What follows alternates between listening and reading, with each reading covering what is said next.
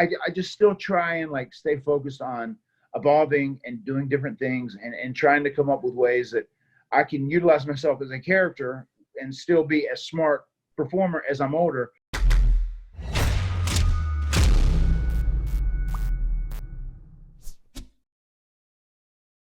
It's such a pleasure to be joined by Matt Hardy. Matt, thank you so much for making this happen.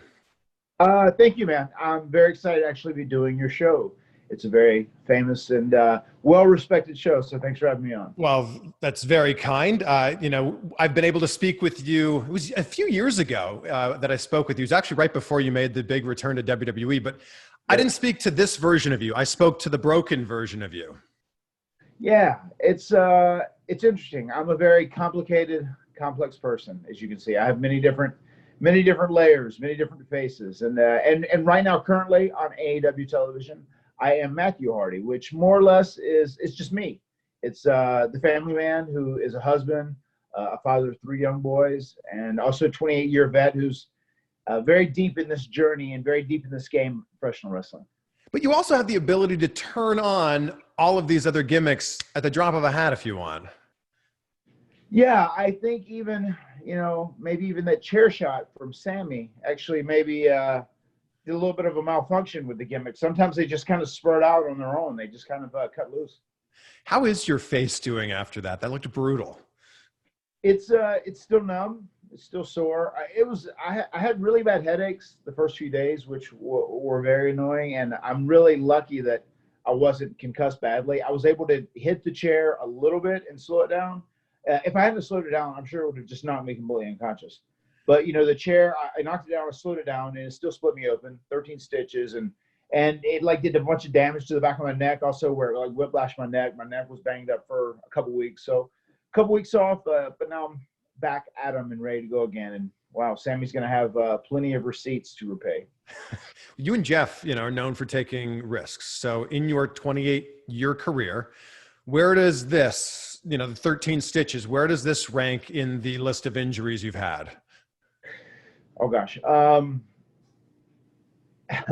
don't know. Maybe this is somewhere like middle of the road, I guess, because like I wasn't out for that long. So that was the fortunate part. But the unfortunate part, I guess, was just that it was my face and it was more scarring there. I mean, I lost my modeling contract a long time ago, so it's all good. So I try and keep as much stuff away from my face as I can, though. I try and not beat it up anymore. I need all the help I can get. So when you were making the decision, of where to go next, why did AEW make the most sense to you? For me, AEW made the most sense because I could see that Vince and WWE, they already had it in their mind. Like in Vince's mind, he was ready to move me on from being a talent into working backstage and, being a producer, helping give back and teach other guys behind the scenes. And I'm very happy to do that, but a little later on, like these last few years that I have to do this physically, I want to do it to the highest level that I can. I want to enjoy it because the whole reason I got into pro wrestling in the first place was because I love the idea of performing and being a pro wrestler. So it's like, I don't want to give that up right now. And then even though they offered, to do other things after I expressed that was my concern, I know in my head, they'd already made up their mind how they see me as. So I just knew I needed to go somewhere else. And like AEW was like the best case scenario for me. I mean, because the Young Bucks, I'm great friends with those guys.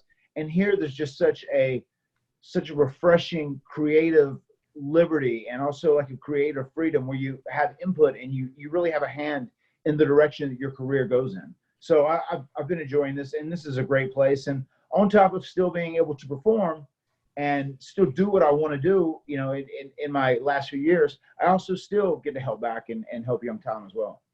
Yeah, you were doing some mentoring with Private Party, both on air and off air. So when you take someone like that under your wing, what kind of guidance do you give someone like that? I mean, I think with Private Party, I very much gave them the same sort of guidance that like Michael Hayes did to myself and Jeff. And I think the first lesson those guys really need to work on, and a thing that is always going to be a work in progress for these first few years, is that they need to remember they can do all these amazing, cool high spots and tag team maneuvers, but they have to let fans know, no, we are gritty athletes who can fight and we can scrap and we're tough. And that's kind of like what you have to show people. You know, you have to show them you have that vicious streak or that mean streak, and you have to let them know that you can fight. The fan that is sitting in the front row, when there were fans that used to come to shows, the fans that are sitting in the front row, they have to like look in the ring, go like, you know, this guy can do some really amazing flips and he's quite the gymnast, but I wouldn't want to get in a fight with him because I'm afraid to kick my ass. You know, so that's the mindset, and that's kind of the thing I've been trying to implement and have Private Party work on. 2 years ago, you kind of broke your character. It sounded like you were making an announcement that you were retiring. Kind of. You didn't say those words exactly, but what was the plan behind that video? What was the idea there?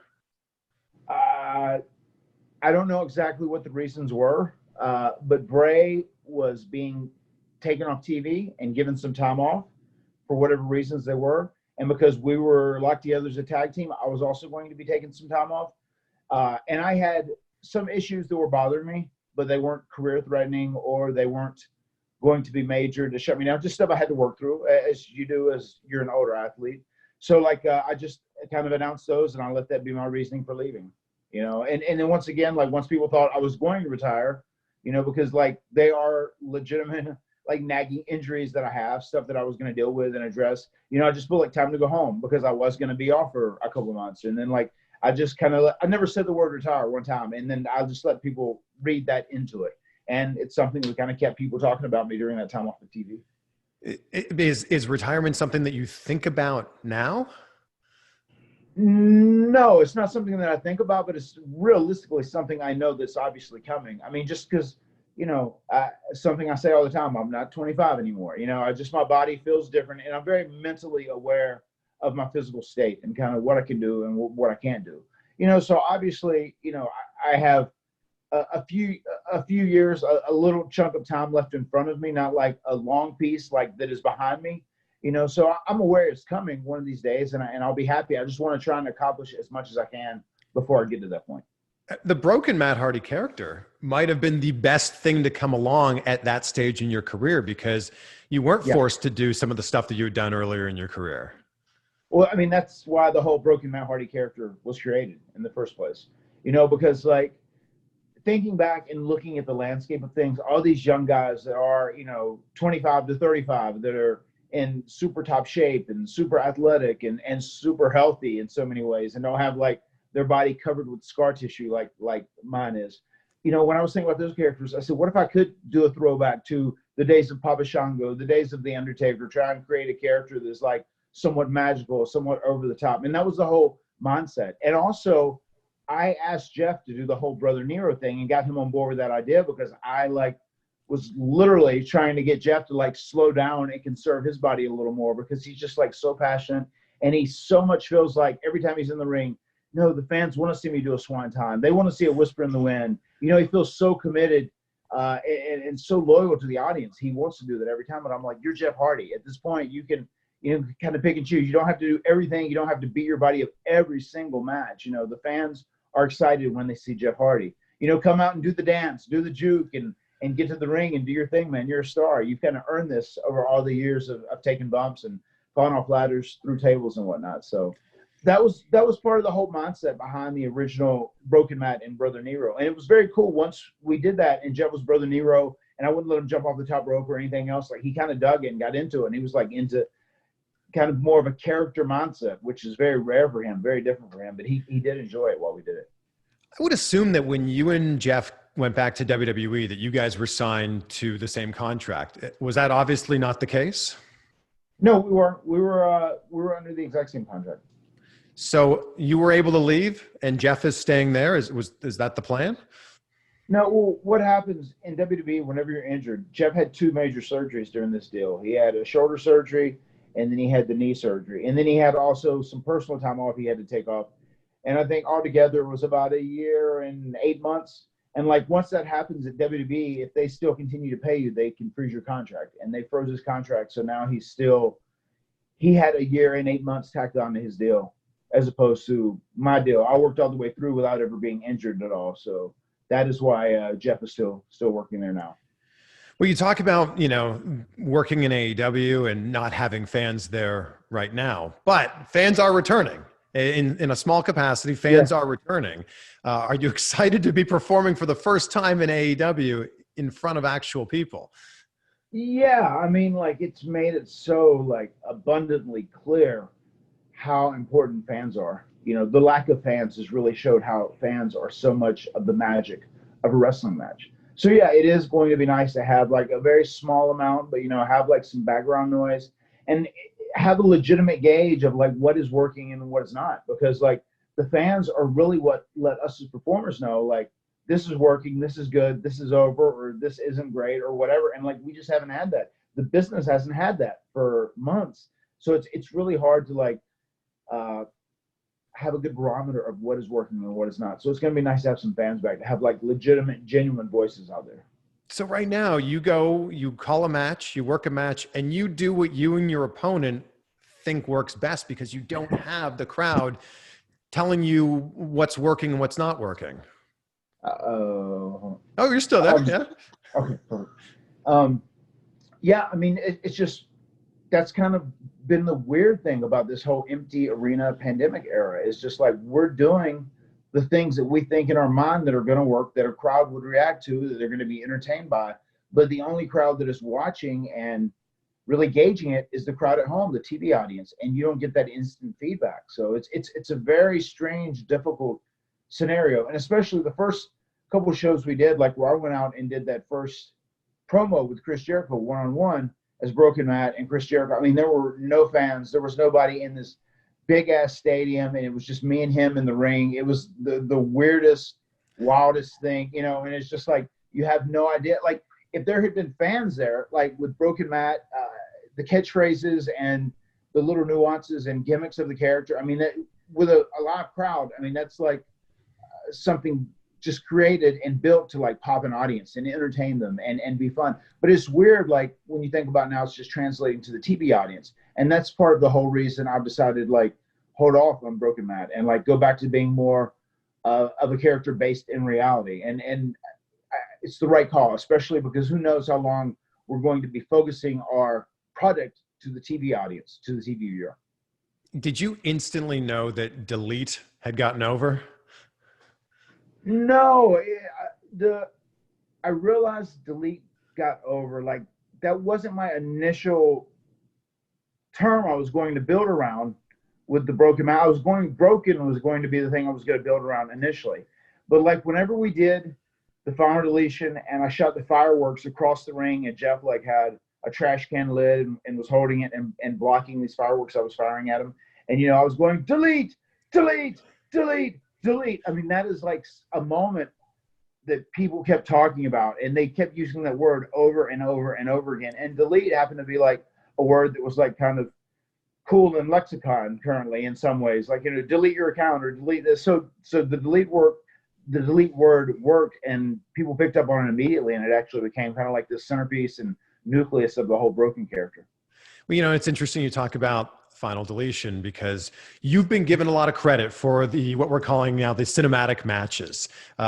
With what you did in TNA with the Final Deletion, how do you compare that to what we've seen with WWE and their cinematic matches? I haven't seen all their stuff. I saw the Boneyard match. I thought it was great. I thought it was done really well, and I think that was one of the smartest usages of Taker that they've had in a long, long time. And because Bray and I are buddies, I watched the Firefly Funhouse. I thought it was super interesting. For me, considering the way my mind thinks and the way logic is, I thought it was very cool. I could see where some diehard wrestling fans could also get lost in that as well, you know. But I mean, I did the stuff they're doing. Oh, the bar fight that my brother just did with Sheamus. I thought it was awesome. I thought it was done very, very well also. And I think it's one of the things wrestling fans should be like also very appreciative that they are getting these matches like this, because we are doing all this during a pandemic era in front of no fans. And it's like, it's very hard on us, the performer, to go out there and like work in front of little to no crowd, you know, just some of our peers out there cheering us on like we're doing, you know, our first indie show in the Armory in 1993. That's what it feels like sometimes, you know. So I think the fact, like, if you're a diehard wrestling Twitter fan and like you're over the top critical of like cinematic matches, I think that's asking a little much, especially in this empty arena era of the pandemic. I said, because like I really feel like these are things where guys are trying to like paint something different, and they're really trying to give you something good in an era where it's really tough to do great to amazing stuff because there's no crowds involved. Yeah, So what do you think? What do you think the legacy is going to be from this era? When we look back on this era 5 and 10 and 20 years from now, what do you think the legacy is going to be? I think people are going to look back on the empty arena era and go like, oh my God, I can't believe shows continue to run. I can't believe there were all these incredible matches. Like, this is insane. Like, the only thing that ran more than first and foremost, more than anything else, was professional wrestling, and we still went out and like in front of a crowd had a lot of really great, amazing matches. Like you don't get the reaction for it. It almost goes against everything that professional wrestling is. It is such a performance art of going out and athletically putting on a contest or performance where you elicit cheers and boos. And now you're taking out that whole point of being able to elicit the cheers and boos, because that's not there, because the crowd is gone. There's no crowd at all. So you're just doing it for the television viewer at home, which makes it so much harder for the performer. And also you don't know what's working, and you don't know what's not working in so many ways. So I think we're going to look back at this era and we're going to go like, oh my God, there was so much incredible stuff that happened in front of no crowd, in front of just only peers sitting out in the front row. Like, this is unbelievable that this era actually exists and happened. I mean, we're going to look back and go like, this is incredible this has happened, I think.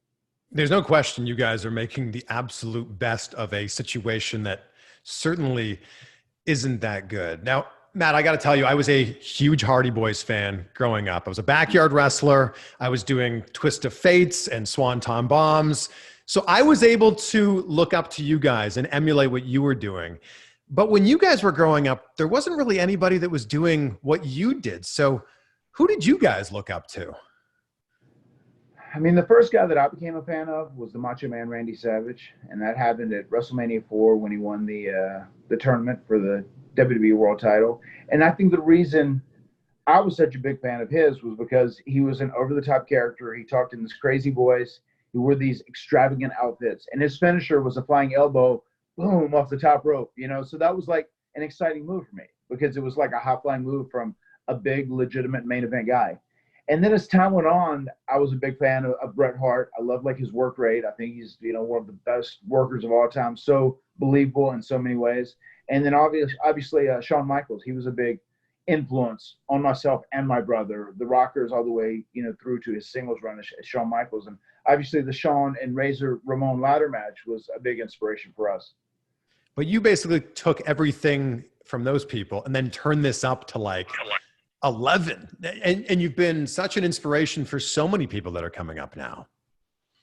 I mean, we tried, and that's pretty amazing to hear over and over. And it's still crazy in some ways, but it's also super humbling and flattering. I don't think I realize it as much because I'm trying to like keep my mind active in the game. Like I'm still like a young, hungry wrestler trying to do new things. I feel like that's the mentality you kind of have to keep. Like you can't really sit back and look like, well, back in the day, we created the tag team ladder match, and we created the first ever tables match, and we created the TLC match, and we paved the way. And because of the outfits my brother and I wore, then anybody could just wear like baggy pants and a tight shirt and they were a wrestler, But I just still try and like stay focused on evolving and doing different things and trying to come up with ways that I can utilize myself as a character and still be a smart performer as I'm older in ways that still are compelling to the audience. So that's kind of my mindset right now. I don't try and look back at like we're these hugely influential characters, but that's always very cool. It's very humbling when people say that, and I hope we all remember that way. Do you feel like, I mean, you had so much success being Broken Matt Hardy. Do you feel like you always had this in you, but you maybe didn't have the opportunity to do this when you were with WWE? I think so. I mean, with WWE, it's kind of like, once in a while you'll come up with an idea and they might roll with it, but if it's not done their way, it's just like, if exactly, if you really feel like in your gut, there's something you can do and it's going to work and it's good, it's going to connect with people, you don't always get the chance to do it there. Here at AEW, you'll pretty legitimately get a chance, especially if Tony, sees that you believe in that vision and you want to try it, you want to attempt it, they'll give it an attempt and they'll let it work. And I think one of the coolest things, just as of recent, is the Dark Order deal, because I know there were a lot of people that believed in the Dark Order. And if you watch BTE, they've been like a featured act on Being the Elite. The Young Bucks have really thought, like, these guys, it's going to work. We just had to give it some time. We got to stay focused on them and continue the given path. And now it worked with that big match where Brody Lee killed Cody the other day and became the TNT champion. And then, running parallel to their super entertaining bits on Being the Elite, like the Dark Order, that act has worked. And that's like something I feel like in WWE, if that act would have had an opportunity to be on screen, that would have been given up on a long time ago. Sometimes the course isn't always direct. You kind of go to the right, you go to the left, but like you have to like stay focused on ultimately where you want to get to, and just continue to keep on trekking. I'm just really fascinated with everything that you did as Broken Matt Hardy, because, we mentioned off the top, the last interview I did with you, you were in character, and you remained in character like 100% of the time. How difficult was that for you to be able to do that? It really wasn't super difficult. I was very committed, so I was able to do it okay. And I feel like that was part of the magic. That's why Broken Matt worked so much, because like every interview I did, like I remember at one point, someone from TNA or Impact had sent me up and said, "Oh, well, we've got you doing Wrestling Observer with Dave Meltzer." And I was like, okay, well, I'm going to be doing the gimmick. I'm Broken Matt. Like if I'm dedicated to something, you got to go all the way. And I feel like that's why that works so much. And even it made it hard for Broken Matt to be as special, because in WWE, they really don't commit to characters all the way, especially off screen. It's kind of like people understand you're a character on screen, and then off screen you're not. And I think whenever I did it in TNA and Impact, I was so committed to it. People were like unsure, like, is Matt really being a character? Is he snapped? is he lost his mind? And that was like part of the magic behind it. Yeah. So I'm very happy it was received so well, and people enjoyed it and were very entertained by a character. And it's still like, I know diehard wrestling fans and AEW, their fan base is a little more like sports league based or sports based. They want a little bit more of a serious product in ring, and I'm cool with that. I get that. I respect that. But anytime, like my cameo interviews, for instance, my 95% of the people, I say like on my cameos, I say, do you want Broken Matt or do you want like regular Matt? Let me know. It's always Broken Matt. They want Broken Matt. They want to hear words pronounced funny, and they want to, see me be over the top. So I'm glad people enjoy the Broken Matt Hardy character. Which word do you enjoy saying the most? Because the way that Broken Matt says stuff, it's ridiculous. It's great. Yeah, maybe even a premonition. Premonition is one of people's favorites. The only other person I can really think of that is all in on their character right now is MJF. He's basically doing the same type of thing that you were doing. He's MJF all the time. What's it been like for you to watch that character? He's great. I'm a big fan of what he does, and I think it reminds me of Big Money Matt a lot. Even like whenever we did the double turn with Big Money with Matt Hardy and EC3, and I turned into Big Money Matt, which was the iconic Matt Hardy from the Ring of Honor days, coming in, that you're the biggest star in the history of the business, and all these rookies that are just stepping in the ring or lucky to share a ring with you.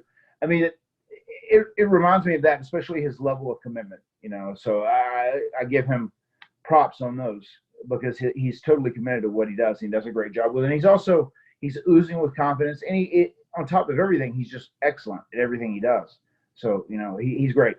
I definitely think down the road, I could see something with Big Money Matt and MJF in some capacity, either like together as a team or versus one another.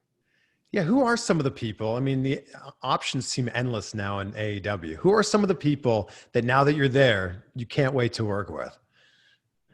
Darby Allin is someone I'd be excited to work with. I think Darby Allin and I could do some really interesting stuff. And he really does. He reminds me a lot of my brother. Just, the character on screen in so many ways, and also just the person, the way he acts. He's very, very reminiscent of my brother in many ways.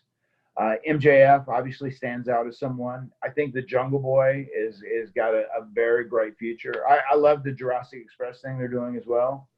I would love to do more with the Young Bucks coming up, and I would actually love to do something with Kenny Omega at some point. I'm a big Kenny Omega fan. What do you think's the biggest? I mean, you're almost 30 years into your career, which is mind blowing to think about. What do you think the biggest thing that this version of you could go back and maybe tell, the 90s version or even version 1 of you? Yeah. I think if I could go back in time and talk to young Matt Hardy, from the late 90s, the first thing I would say is like, be very smart about where you play stuff. I would say don't do a leg drop every single night on a house show, especially when you're doing 10 days on and 4 days off. Just all that stuff that catches up to you so much. I would try to have convinced myself to be so much smarter in the way I work. Like, pull the trigger when it's a big match and people care and it's going to be remembered in history. When you're out doing smaller events, make sure to entertain them and always, work hard, work smart, but don't kill yourself every single night. That's what this version would tell young Matt Hardy. Did you ever have a moment where Jeff said, you know what, I'm going to jump off a 20-foot ladder, I'm going to do this or that, and you went, I think you've done some crazy stuff, man, but I think that might be pushing it? Oh yeah, all the time. I mean, that was our relationship. I was always kind of the guy who would tell him like, this might be a little too much. Like, let's slow it down just a little bit. You don't need to do this. I was always kind of like his governor when it came to those things. Like, I would like say, this might be a little too much. So it's like, as opposed to like going off this 20-foot ladder here, let's just do the 8-foot ladder. I had Bubba Ray Dudley on recently, and he was talking about the TLC matches and how special they were. He listed his favorite TLC match, and I'm curious to hear what your favorite is.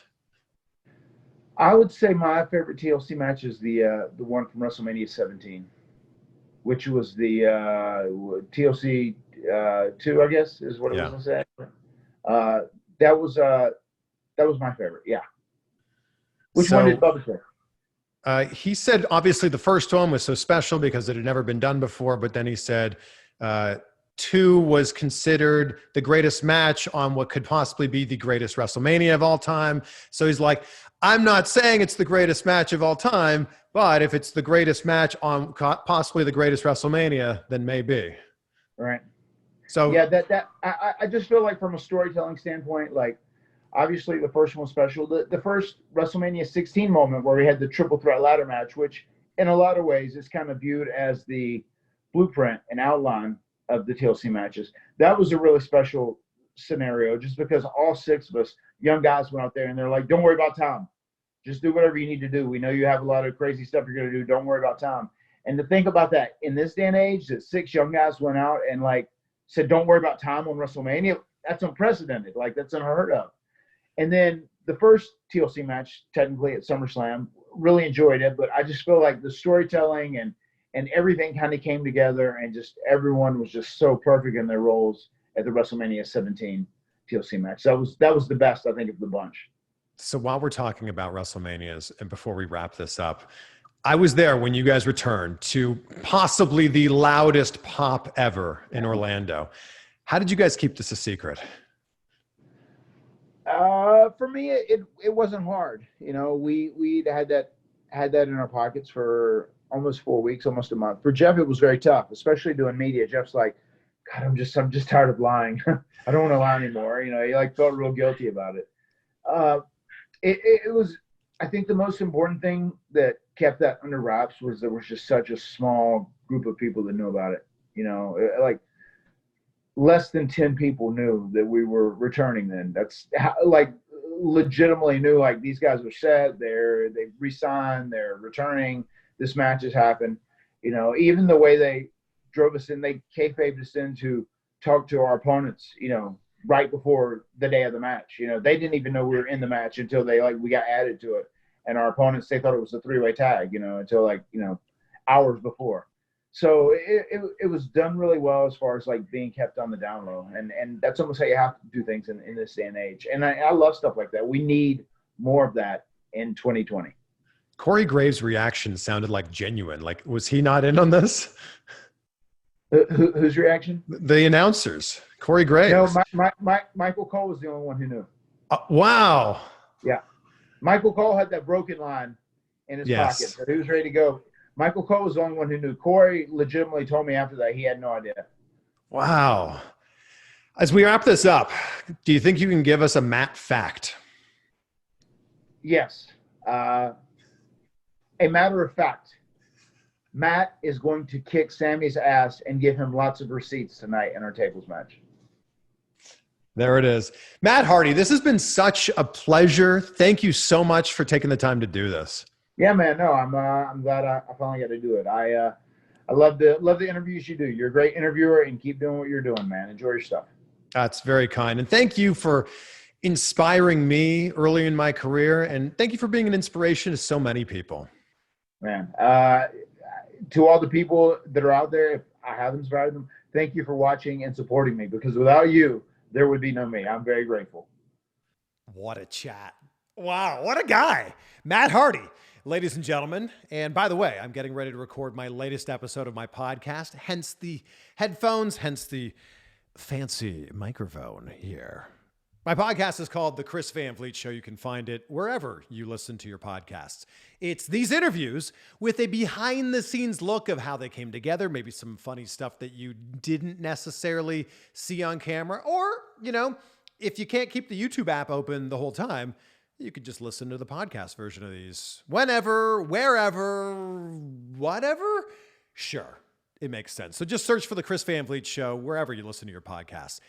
It's really crazy to me to think that the Hardy Boys are one of the greatest tag teams of all time, and they spent so much time on their singles careers. I mean, both Matt and Jeff both have Hall of Fame-worthy careers as singles competitors, and they are one of the most accomplished, one of the greatest tag teams of all time. I'm very excited to see what ends up happening with Matt Hardy in AEW, especially when the crowds come back, because the crowds really feed into the broken Matt Hardy character. I mean, he talked about that so much here. So I'm so excited that there are some crowds now at AEW, but when the full capacity crowds can come back and we can see Matt Hardy, broken Matt Hardy in its full version, gonna be real good. Also, do you think Jeff Hardy's coming to AEW? You think we'll see that?